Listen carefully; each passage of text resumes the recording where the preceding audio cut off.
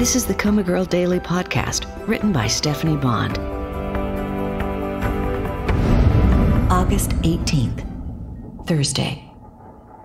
You might think all coma patients sleep all the time, but that's not true.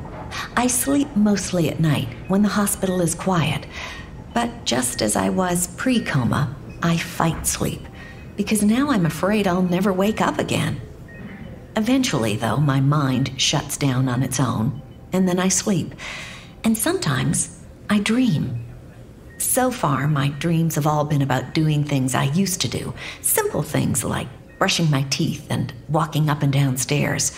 I've heard it's common for people who are wheelchair-bound to dream about running and jumping. And sometimes I dream about people I know. Most often Duncan, Roberta, and Mark Ruffalo. Okay, I don't know Mark Ruffalo, but I'd like to. Anyway, I was having this nice dream about Mark Ruffalo when suddenly someone's voice rudely cut in. "Mom?" Confused, I resisted leaving my dream, but the voice cut in again. "Mom?" So I left the dream behind and lifted myself to the most conscious state I could, where I was aware of what was happening in the ward. "Mom!" I don't recognize the voice, but it's female.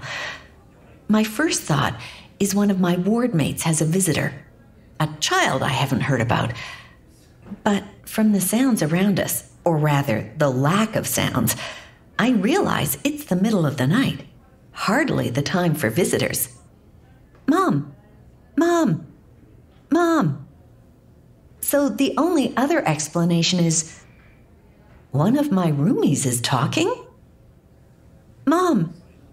Mom! Mom! Mom! Mom! Mom!" The door burst open, admitting 2 sets of feet. "What the heck?" said one voice. "Oh my God," said another. "One of them is awake." "Which one?" "Let me check. Parks. Audrey Parks." Audrey had been hollering throughout and continued to yell, "Mom! Mom! Mom!" "Call Dr. Tyson, stat. I'll try to calm her down." But Audrey was still yelling for her mother when Dr. Tyson arrived 20 minutes later. "Audrey," Dr. Tyson said loudly, "I will get your mother, but first, you have to quiet down." That shut her up. A good sign, I realize, because it means she hears and understands. "My name is Dr. Tyson. I'm going to stay with you until your mother and father arrive. Let's get her to a private room," she directed in a lower voice, "where we can examine her and contact her family immediately." "It's a miracle," one of the nurses said. "I'm sure there's a medical explanation," Dr. Tyson was saying as they moved the bed out into the hall. Then I remembered Audrey's father's visit last week and his announcement that her mother has Alzheimer's. I believe Audrey had heard him and somehow internalized the realization she might never see her mother again if she didn't get out of that bed.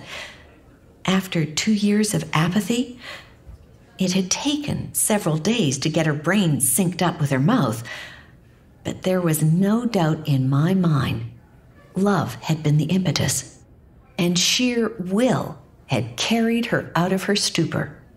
So no matter what explanation Dr. Tyson manages to put on it, it is a miracle.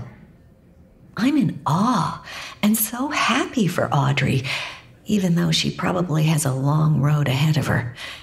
And I'm also sick with jealousy.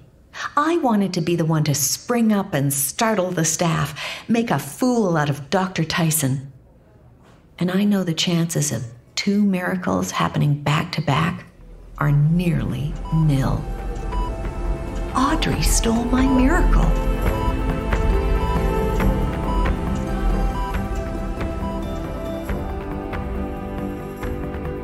Hi, this is Stephanie Bond, author of the COMA Girl Daily Podcast. If you have a question you'd like for me to answer on an upcoming bonus episode, Check the show notes for links to reach out on social media. Thanks for listening. Come back tomorrow for another episode of Coma Girl. And please tell a friend.